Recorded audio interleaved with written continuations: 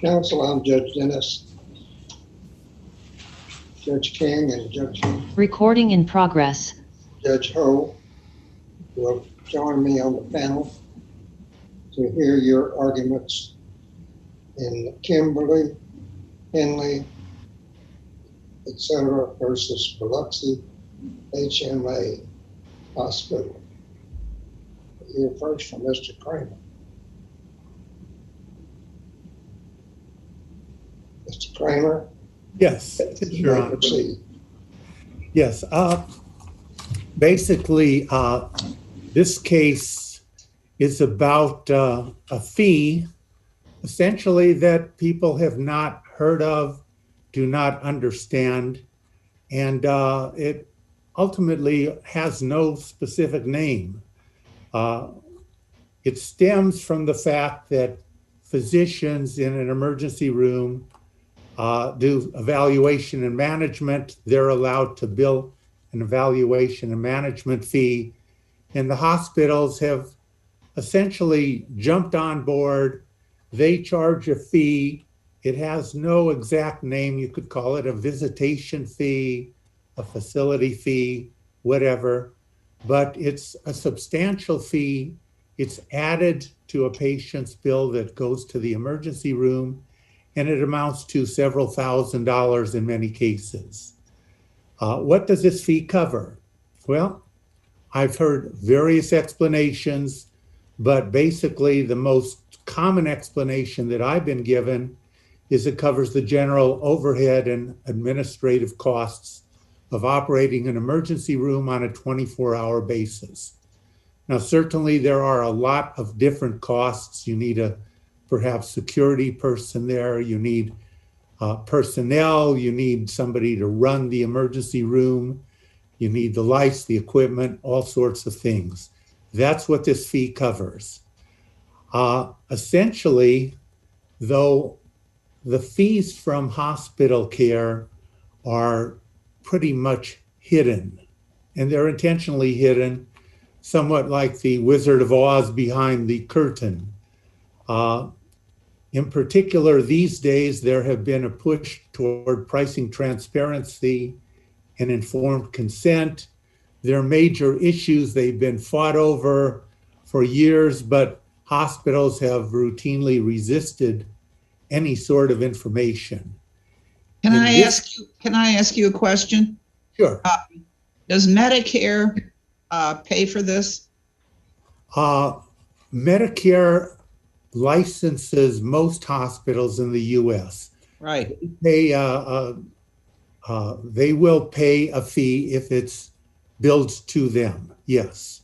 So the answer to that is Medicare. It's nothing like the fee that was billed to a patient or insurance. Medicare may pay $50 or $100 or something for going to the emergency room, but only when it's billed. Nonetheless, Medicare patients aren't told about the fee either, but the main thrust and the big cost is for people that are insured or uninsured and not Medicare. But Medicare will cover that fee if it's billed. It certainly doesn't mean that a patient knows about the fee. Medicare patients in general pay pretty much nothing or just a small fraction of what is otherwise charged. So they're not generally concerned, and that's certainly not a major issue. But in answer to your question, yes, Medicare will pay this fee when it's listed on a billing statement, and those billing statements are sent directly to Medicare electronically. A patient doesn't even normally see the Medicare billing statement as an individual list of items. So essentially, in this case, you have a number of basic facts that were presented to the court in the complaint. First, the fact that the charge is added to the bill of an emergency room patient, and it's basically a type of surcharge or additional charge. This charge I would color as being for the emergency room, having that facility available, having to run it on a 24-hour basis, whether somebody's there or not there. It still has to be run. You still need a lot of equipment, etc. So it's overall a general overhead administrative kind of charge, and I've never heard any better description than that. Second, the hospital uniformly applies this charge to all ER visitors. That, again, is alleged in the complaint. For purposes of this case, it should be considered true. Third, we allege the hospital does not disclose this charge to emergency room patients by basically any means. Most important, it's not mentioned or described in the contract that every patient is given to sign, nor is there any agreement in the contract for a patient to pay this fee. That's what the complaint alleges. That has to be accepted as true. Second, it's not shown on any signage anywhere in the emergency room, and it's not explained or mentioned to a patient during the registration process. The bottom line is, for purposes today, I believe it has to be accepted that the hospital does not disclose this fee and does not obtain any promise to pay for it. Yeah, but what you're saying, there's no reason why the hospital can't disclose the fee. They could have a nice little tasteful sign that says, you check in here, you owe X number of dollars just because you are here. Perfect. They certainly could disclose the fee.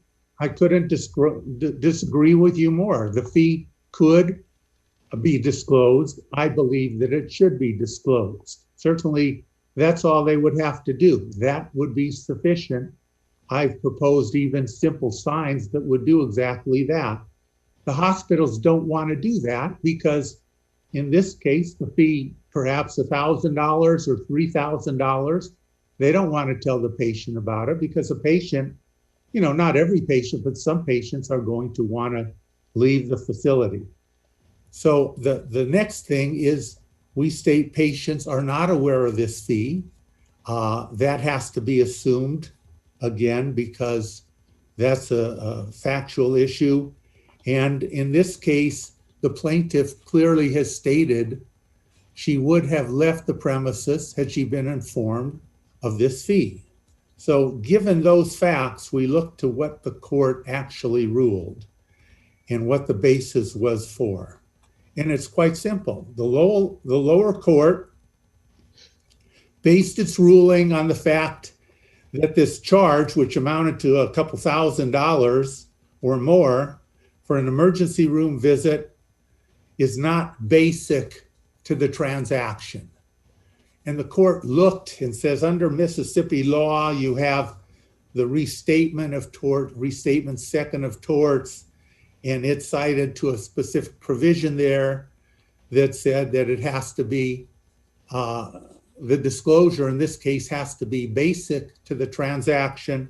The lower court said, well, this charge is material. It's huge, it's material to the transaction, but it's not basic to the transaction. That's the distinction that the court made. And it's the essence of what this case is about. The court said it's material, but it's not basic to the transaction. And I'll give you the exact wording of the court. It says, and this is the ultimate ruling that I think was wrong. It says, plaintiff has not sufficiently alleged that the existence or amount of the surcharge was a fact basic to the transaction. Now, what did the court do? The court said what's basic is the treatment given. The treatment given, of course, that's basic to the transaction, but that's from the hospital's perspective. From the patient's perspective, to say that the cost of services is not a basis for the transaction, it just defies logic. And the problem is here that there are virtually millions of cases involving the purchase of goods and services. And to say that the cost of the services or goods is not basic to the transaction would be a monumental change in fundamental law throughout the country. It makes little sense to say that the cost of the services that you're negotiating for or that's part of the transaction. Mr. Kramer, is your appeal involved the certification for class action, or have you not appealed that? No, it didn't reach that point. The court just threw the case out right at the beginning. I could understand there may be different arguments later on with class certification, but the court threw out plaintiff's complaint saying that she's got no right to know about, basically, she's got no right to know about this completely hidden charge under Mississippi law because it's not basic to the transaction. That was the court's ruling. It makes absolutely no sense to me. And if this court were to uphold that ruling, you're going to then be saying that the cost of the services is not basic to a transaction for services or goods. And therefore you can not tell somebody about the charge or what the charge includes or anything about it. You can just say, oh, it's not basic to the transaction, so we have no duty whatsoever to disclose this. So that in essence doesn't have to be very complex. Indeed, the defense said they were willing to dispense with oral argument, and I said the papers here are quite good and quite clear.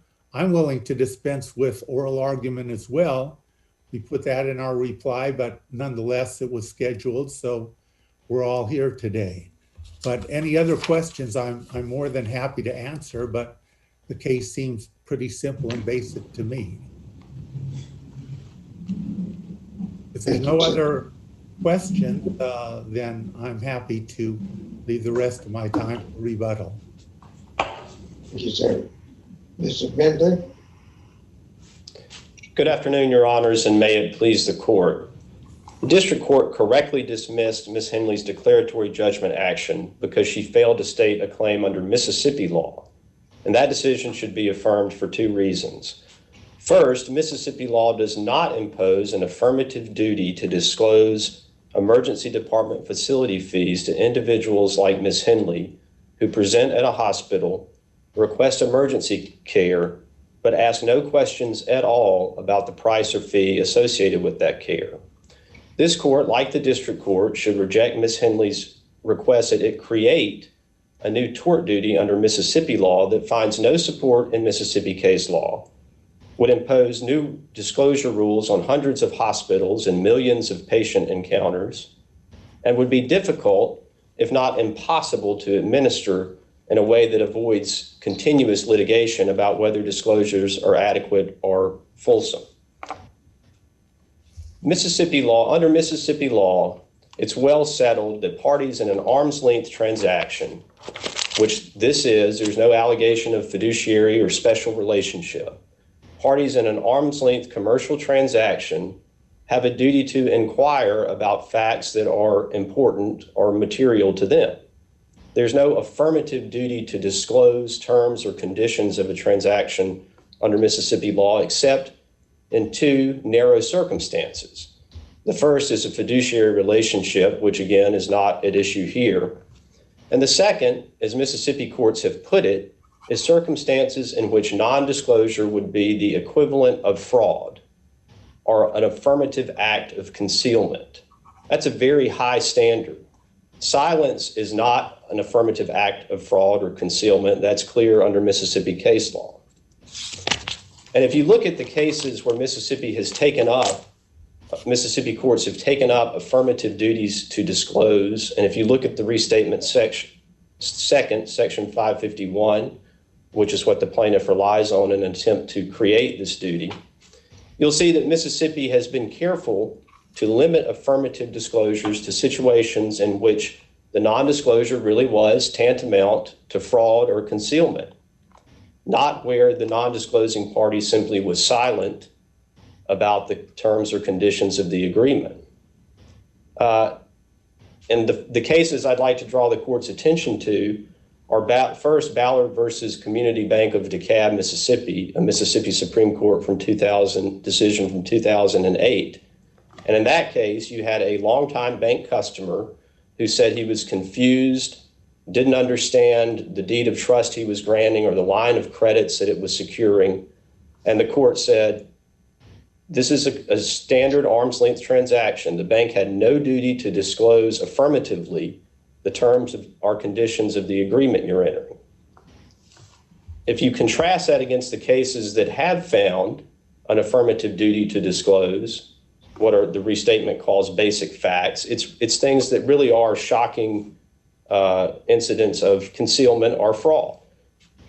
The Holman versus Wilson Chrysler Jeep case, which is in the briefs as well, Mississippi Supreme Court decision from 2008. In that case, a customer arrived at a car dealership, said they wanted a new car, obtained what ultimately they alleged was a used car. And the Mississippi Supreme Court said that's a basic fact to the transaction.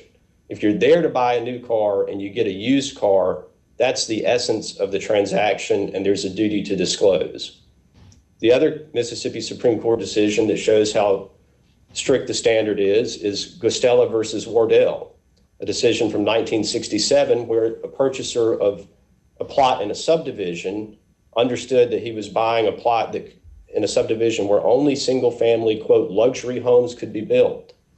Well, it turned out the developer had recorded covenants that permitted a condo and a sewage lagoon to be built. The Supreme Court said that is a basic fact. If you think you're buying in a luxury home subdivision and you're actually buying in a subdivision that permits condominiums and sewage lagoons, that has to be disclosed. And if it's not, there's a potential tort action there. And if you look at Section 551, which is what Mississippi of the restatement, which is what Mississippi courts look at, if there's not guidance under Mississippi's precedent, which we think there's clear guidance here that there's no duty in this case, the restatement says a duty can arise in an arm's length transaction when there are basic facts that are not disclosed. And as my friend Mr. Kramer pointed out, the restatement differentiates between material facts and basic facts. A basic fact goes to the essence of the transaction, and its disclosure is something that would be considered, its non-disclosure is something that would be considered so shocking, extreme, or unfair as to amount to a form of swindling. That's what a basic fact is. And the reason that the fees incurred in an exchange like this are not basic is because in many cases, as Mr. Kramer was discussing, for example, in Medicare or Medicaid cases, the person requesting emergency services may have no concern at all about the costs of the care. They're not material in any way to that individual patient. Ms. Henley says they were material to her, although they weren't so material that she actually raised any issue or asked about them. She says in her complaint they were material, but that doesn't mean that they're basic facts as an objective legal matter under Mississippi law. And the reason that that's important... If your take is that price is never basic, or just that price in the context of emergency healthcare is not basic? Yes, Judge Ho, our position is that in this particular context, or in any arm's length consumer transaction that we're aware of under Mississippi law, the price is not a basic or of the essence part of the bargain. For example, in the cases we were talking about, purchasing a new car and getting a used car, that was the essence of the bargain, not the price that was paid. Or in the luxury home case, purchasing a piece of property that you think is only zoned for luxury homes and getting a property that's not. My question is, I'm accepting this is not about the product, it's about the price of the product or service. I'm just trying to isolate sort of how broadly or narrowly is your theory that you're asking us to adopt. that price is per se material but not basic, or that price just in context like emergency healthcare are material but not basic? Well, I put think another the way, you don't need us to do the former, you just need us to do the latter, right?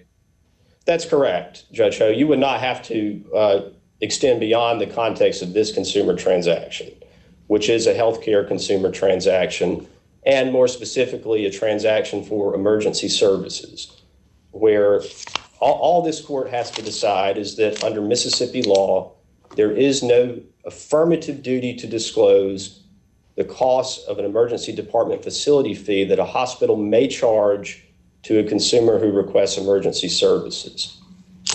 That's as far as the decision has to go. And the reason that this court should say that, again, there's no Mississippi precedent that acknowledges such a duty. And it's quite simple, and it's consistent with Mississippi law for someone who arrives at an emergency department, but whose first question is, what is this going to cost, for that person to raise the question? And at that point, the hospital has a duty to answer correctly and not in a misleading way. But what Mr. Kramer is proposing and what Ms. Henley is proposing is a sweeping new affirmative disclosure duty, where it doesn't matter whether the individual patient, himself or herself, views price as material or cares about it at all. The hospital has to attempt to disclose to that person in a way that can't be challenged later, is misleading or incomplete, all of the charges that he or she might incur. Well, now that's a little broad. I mean, I don't think he's pushing for that. What he's talking about is when you walk in the door and there's an immediate charge for walking in the door. That's what he's talking about, as I understand it. I don't think he's talking about all the charges that can be put on your bill when you show up at an emergency room. Because God knows there's the printouts are lengthy. That's right, Judge King. I agree with that point. And I think the complaint itself, the class complaint, is crafted to get an answer under Mississippi law on the duty to disclose emergency department facility fees. Yeah. And as Mr. Kramer was discussing, those are identified under 5 ascending levels from basic up to major.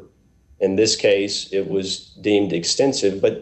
But the point is, when a patient or a person arrives at an emergency room and discloses whatever pain or discomfort or illness they're having, at that point in the relationship, the emergency department doesn't know what service level will be assigned to this patient. That happens after the person is admitted and triaged. Doctors and nurses encounter the patient, and ultimately one of these 1 through 5, basic up through major, one of these facility fees is assigned. So the only thing a hospital can do at the front end is what Merit Health already does, is disclose the range of possible fees. But Ms. Henley says that's not sufficient, because if you're looking at the charge master and a hospital is disclosing all of the fees a patient might incur, then it's necessarily, in Ms. Henley's view, hiding individual fees. Well, that can't be the law in the context like this. And the reason it's difficult to administer beyond signage, and I have not seen Mr. Kramer in his briefs or in the argument today give this court any clear guidance on what type of disclosure would be satisfactory and would avoid litigation, continuous litigation about whether the sign was sufficient, whether the sign was misleading in some way, whether the charge master is confusing or sufficient. All of that will fall to the Mississippi courts now if this duty is adopted, to try to sort out in case after case after case. As it stands now, Mississippi courts do not impose such an affirmative duty. Again, they recognize that if the patient asks, the answer has to be truthful and accurate. But the courts do not impose an affirmative duty to try to disclose in advance the fees that might be charged for the facility. Let me ask you about that. What fee are we talking about here?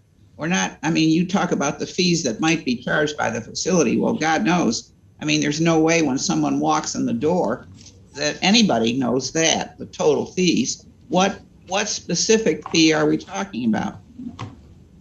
Well, Ms. Henley is talking about the emergency department facility fee, which is a specific facility fee, which is a specific CPT code fee. CPT is current procedural terminology. These are codes created by the American Medical Association that hospitals and insurers use to basically capture the costs, as Mr. Kramer was discussing, the costs that this individual patient should incur for the treatment and care that was ultimately delivered. No, wait a minute. That's my question. It isn't for the care that was ultimately delivered. When someone walks in the door, presents at an emergency room, there's no way to charge at that point for what may ultimately wind up being the charges for this particular patient. So what we're talking about, just when the patient walks in the door, or are we talking about what may wind up being billed for the whole time the patient's in the emergency room? Well, I have two answers to that, Judge King. I think the complaint is, as pled, is talking only about the emergency facility fees, which are the costs that the hospital itself charges the patient. So these are costs that are, as Mr. Kramer described, the cost of running and maintaining and keeping open an emergency room. They would capture every aspect of basically operating an ER department. And then there are going to be separate charges, physician's fees, lab work, scans that were done, all of that will be separate. But the second answer to your question is, I don't see any limiting principle in Ms. Henley's theory. If there's an affirmative duty to disclose emergency department facility fees, I don't see how plaintiffs won't later argue there's an affirmative duty to disclose any of the other hundreds or thousands of fees he or she might have incurred. We don't have to go there. We're talking about the fee that was charged when she walked in the door. So I think that's what we're talking about. We're not talking about what happens when they wind up having to do various things and provide various things for her. We're talking about the charge just to walk in the door, aren't we? Well, I don't think that's entirely right, because the charge varies and the codes vary from basic, limited, intermediate, extensive, up to major. So there's not There's 5 different fees depending Correct. on, okay. So that's correct, Judge King. So there's not one fee for everyone who shows up. There is a fee that is assessed after the fact, after the person is admitted, triaged, and treated, and the doctors and hospital understand whether that person's treatment or care was basic, intermediate, major, whatever in their judgment they decide. So it's not simply a fee for stepping your foot in the door. And in fact, if the person's not admitted, I don't think the hospital would charge any fee. But these are fees that are assigned after admission, after triage, and after treatment, where everyone understands what was done. Well, now, wait a minute. I don't understand this. So you're telling me that what we're talking about is if the patient comes in, you're talking about what's charged after that fact for the treatment of the patient. That's different from just what gets charged when the patient just shows up and gets admitted. Okay. What are we talking about here? Because there's a vast difference in that. There is, Your Honor, and that's one reason it's difficult to administer the rule that Mr. Kramer is proposing. But what we are talking about, and you can go straight to the complaint and see, there are 5 levels of facility fee. And those fee, that a particular one of those 5 will be assigned to a patient based on what happened while that patient was at the ER. So it's not one size fits all. It's not a price of admission. It's not a, quote, visitation fee. It is a fee specific to each patient. Now, it is a facility fee, but it's assigned based on what happens after the person is admitted, with a look back at what type of care, what type of resources were brought to bear on that individual patient's care. So again, calling it a visitation fee or a price of admission isn't accurate. It's a patient-specific fee, but it is a facility fee that's charged by the hospital. Okay. So the last point I would like to make, Your Honors, is that this court and all federal courts are rightfully cautious about creating new state tort duties, innovating state common law and tort law. And I would specifically direct the court to the case cited in our brief of Mitchell versus Random House Incorporated, this court's decision from 1989, where a plaintiff sued in federal court and then attempted to allege new tort theories under Mississippi law, false light, invasion of privacy, and a new theory about negligent infliction of emotional distress. And this court said, when you come into federal court and you ask us to create a new tort that we cannot find any basis for in state law, we're going to exercise caution and not adopt new torts that will then be imposed on the states and will have to be administered by state courts going forward. I think that's the appropriate approach here. It's the approach the district court took. There's no precedent for this affirmative duty under Mississippi law. The restatement section 551 does not support it. These are not basic facts that go to the essence of the transaction. These may be material facts that we're talking about, maybe material to some patients, certainly not all patients, as has already been discussed. So you're not relying on the restate. Your Honor, I don't think this court even has to get to the restatement because Mississippi law, there's sufficient guidance. You're relying on the pure autonomy of the hospital to say what these people must pay. Well, what we're relying on, Judge Dennis, is Mississippi tort law as it exists today, and there's no cases imposing an affirmative disclosure duty. Again, I agree that if the question's asked or if there's any indication by the patient that cost is material, the hospital has a duty to address that accurately. But what Ms. Henley is asking is an affirmative duty even when the patient gives no indication that price is of a concern to them, that a hospital has to find a way to disclose price to every single patient and every single emergency room encounter. Thank you, Your Honors. Mr. Kramer, you have 5 minutes on the book. All right. Thank you so much, Your Honor. First, let me say, in terms of the Mississippi law citations you've been given here, we're not looking to create any new law. We're just talking about the application of existing law. And your finding under the existing law is not equivalent to creating new law. You've heard two statements that are opposite each other. One, you heard it's impossible to make the disclosures we're looking at. And second of all, that the hospital must disclose things if they're asked about them.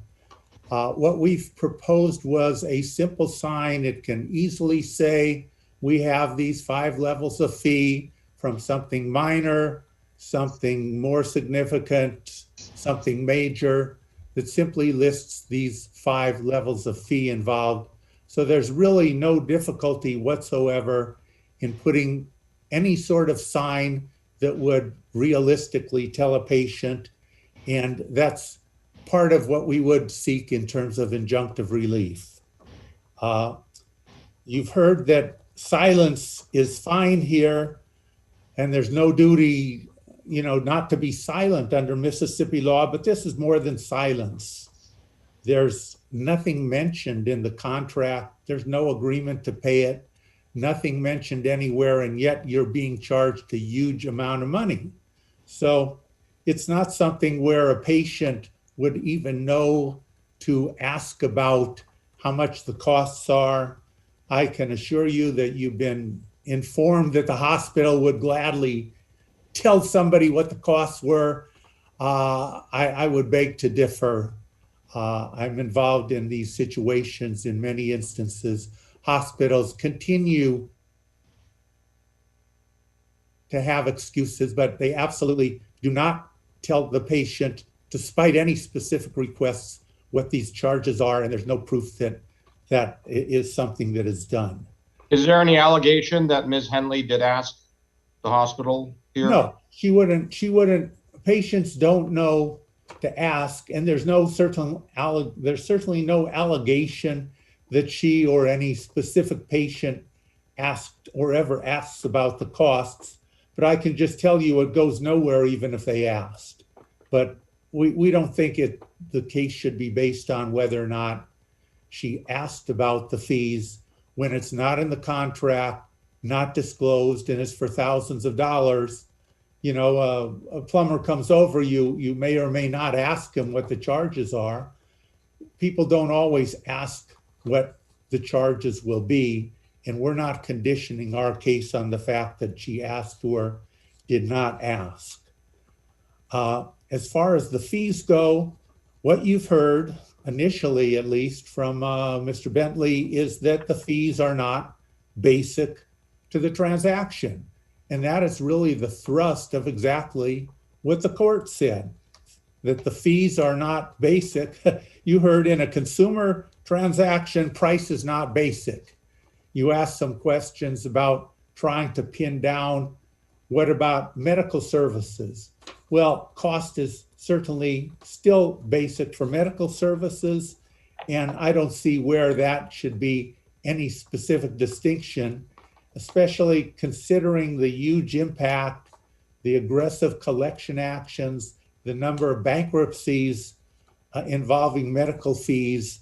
So certainly costs seem to me to be basic to the transaction, and to say there's not, I could just assure you that that's what every defense counsel in the country would be yelling, that costs aren't basic to anything medical, or costs aren't basic to this transaction or not.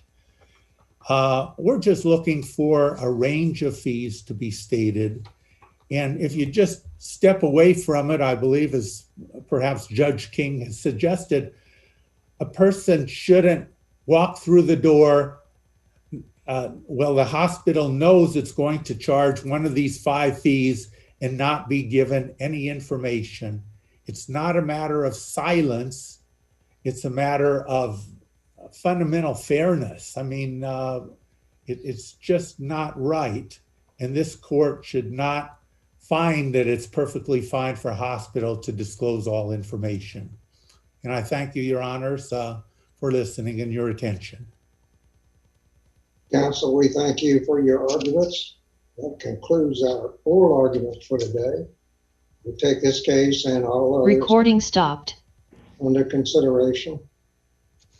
And this panel will